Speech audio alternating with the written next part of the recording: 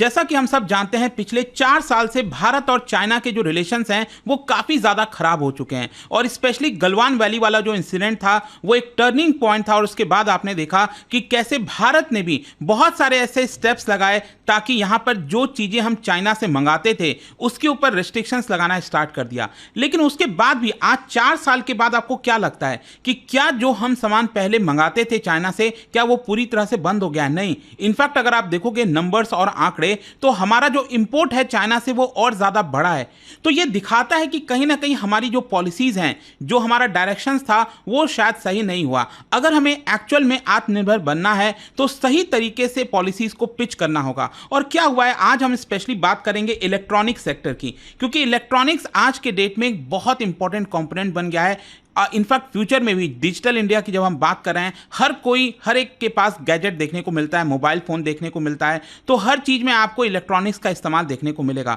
तो जो electronic sector के लोग हैं, एक्सपर्ट्स हैं, उन्होंने सरकार को आह्वान किया है, सरकार से मदद मांगी है, सरकार को कहा है कि आप प्लीज़ यहाँ पर जो अभी पॉलिसीज़ अपना रहे हो वो शायद मत अपनाइए। मतलब कि यहाँ पर जो आप वीज़ा रिस्ट्रिक्शंस वगैरह लगा रहे हैं चाइनीज़ नेशनल्स के ऊपर, वो लगाने की वजह से एक्चुअल में हमारा जो इलेक्ट्रॉनिक सेक्टर है उसी को नुकसान हो रहा है। और इसकी वजह से आप देख सकते हो अभी तक लगभग $15 billion, which is huge number, ये करीब 1.25 लाख करोड़ आता है और करीब 1 लाख जॉब्स भारत ने खोया है, ऐसा इलेक्ट्रॉनिक सेक्टर का कहना है। ये आप देख सकते हो, India's electronic sector loses 1.25 lakh crore due to India China tension. ये मैं पिछले 4 साल की बात कर रहा हूं। तो इसको थोड़ा हम डिटेल में समझेंगे कि एग्जैक्टली इसके अंदर बोला क्या जा रहा है, ऐसा कैसे हो गया कि यहां पर भारत और चाइना के कॉन्फ्लिक्ट की वजह से हमें इतना बड़ा नुकसान देखने को मिल रहा है। बहुत सारी चीजें हैं जो आपको जानने को मिलेगी। चलिए आगे बढ़ते हैं, लेकिन उससे पहले मैं आप सबको यह भी बता दूं कि अब आपको पता है प्रीलिम्स का एग्जाम खत्म हो गया है 2024 का।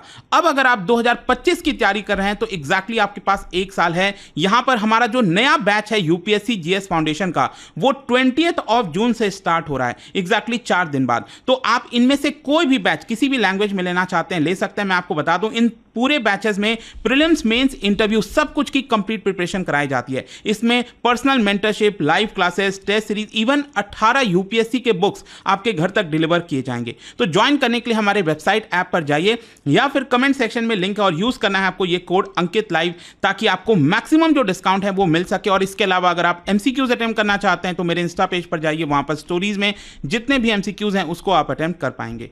चलिए शुरुआत करते हैं और सबसे पहले ये देखते हैं कि एग्जैक्टली चल क्या रहा है। जैसा कि मैं आपको कह रहा था कि भारत और चाइना के बीच में जो टेंशन है, जो बढ़ा है, इसकी वजह से यह बोला जा रहा है कि भारत के इलेक्ट्रॉनिक मैन्युफैक्चरर्स को, मतलब भारत के अंदर जितने भी मैन्युफैक्चरर्स हैं, चाहे वो फॉरेन कंपनीज हो या फिर भारत के कंपनीज हो, उनको करीब 1.25 लाख करोड़ का प्रोडक्शन लॉस हुआ है। मतलब वो प्रोडक्शन कर सकते थे लेकिन उन्होंने प्रोडक्शन नहीं कर पाया। उसका कारण मैं आपको आगे बताऊंगा। और सोचिए अगर ये प्रोडक्शन होता तो इसकी वजह से 1 लाख नौकरियां क्रिएट भी हो सकती थी। और ये सब कुछ मैं 4 साल की बात कर रहा हूं, पिछला जो 4 साल गुजरा है। और इसी की वजह से हुआ क्या है कि जो इलेक्ट्रॉनिक मैन्युफैक्चरिंग के जो इंडस्ट्री एक्सपर्ट्स हैं, उन्होंने मिनिस्ट्रीज को, भारत सरकार को यहां पर लिखा है कि देखिए हमें यहां पर सही स्टेप लेने होंगे। और साथ ही साथ यह भी बोला है कि अगर हम स्पेसिफिकली भारत की बात करें तो हम करीब $10 बिलियन का एक्सपोर्ट भी कर सकते थे, वो भी अपॉर्चुनिटी हमने मिस की है। करीब $2 बिलियन का वैल्यू एडिशन कर सकते थे। वैल्यू एडिशन आप सबको पता होगा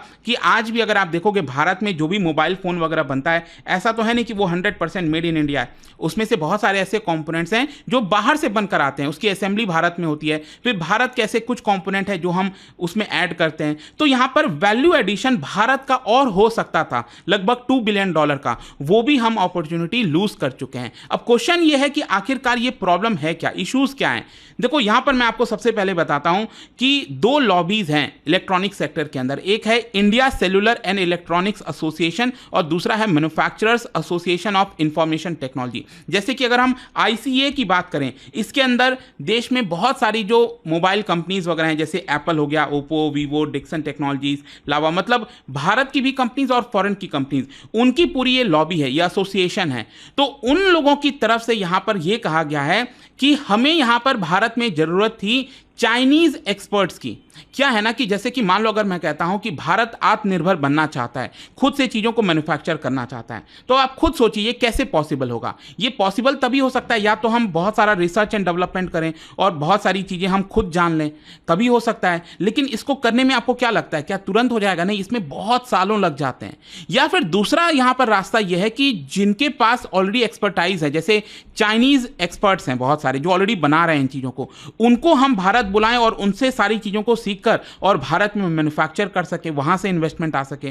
तो यहां पर यह बोला जा रहा है इनके द्वारा जो एसोसिएशन है कि करीब 4,000 से 5,000 वीजा एप्लीकेशन चाइनीज एग्जीक्यूटिव्स का ये अभी भी वेटिंग में है। भारत सरकार इसको क्लियर नहीं कर रही है, ऐसा उनका कहना है, जिसकी वजह से भारत का जो इलेक्ट्रॉनिक मैन्युफैक्चरिंग पूरा इंडस्ट्री का एक एक्सपेंशन प्लान था, जो हमने सोचा था कि इलेक्ट्रॉनिक सेक्टर में हम फर्दर एक्सपैंड करेंगे भारत में, वो चीज़ें नहीं हो पाई हैं क्योंकि वो एक्सपर्टाइज भारत के पास नहीं आ पाया। और ये डिले तब हो रहा है, ये वीज़ा अप्रूव करने में डिले तब हो रहा है जब भारत सरकार ने ये कहा था कि जो बिजनेस वीज़ा एप्लीकेशन है उसको हम 10 दिन के अंदर क्लियर कर देंगे।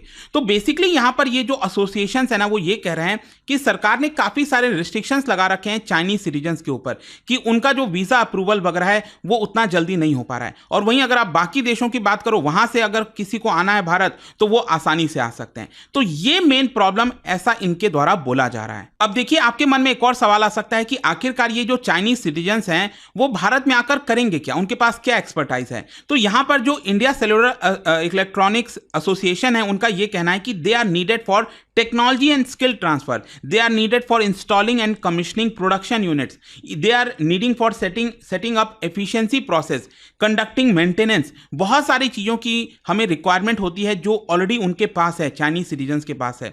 तो उनको हमें भारत बुलाकर वो सारी चीज़ें कराना इंपॉर्टेंट है। अगर हम वो नहीं कराएंगे तो भारत में जो एक्सपेंशन प्लान है हमारा वो नहीं हो पाएगा। इनफैक्ट यहां पर एसोसिएशन का ये भी कहना है कि जो सरकार ने पीएलआई लॉन्च किया था, आपको याद होगा, production link incentive scheme launch किया था मोबाइल फोन्स के लिए 2020-21 में, तो वो एक्सपेक्ट ये कर रहे थे कि चाइना से जो शिफ्ट है वो भारत के अंदर देखने को मिलेगा। लेकिन यहां पर जो स्टैंड ऑफ देखने को मिला है, मतलब यहां पर आपको याद होगा सरकार ने एक प्रेस नोट भी जारी किया था और यह कहा था कि भारत के साथ जितने भी बॉर्डर सटते हैं जिन भी देशों का, उनके ऊपर हम ज्यादा स्क्रूटनी करेंगे। तो इन सारी चीजों की वजह से यहां पर जो हमारा पूरा प्लान था वो एक तरह से थम गया है। इनफैक्ट अगर मैं बात करूं कि भारत के फर्म्स को कितना लॉस हुआ है, क्योंकि जो मैंने आपको बताया था अभी कि $15 बिलियन का लॉस, 1.25 लाख करोड़ का लॉस, ये सभी के लिए, मतलब फॉरेन कंपनी जो भारत में है, भारत की कंपनी जो भारत में है, उन सब के लिए। लेकिन स्पेसिफिकली अगर हम बात करें इंडियन फर्म्स के लॉस की, तो यहां पर यह बोला जा रहा है कि भारत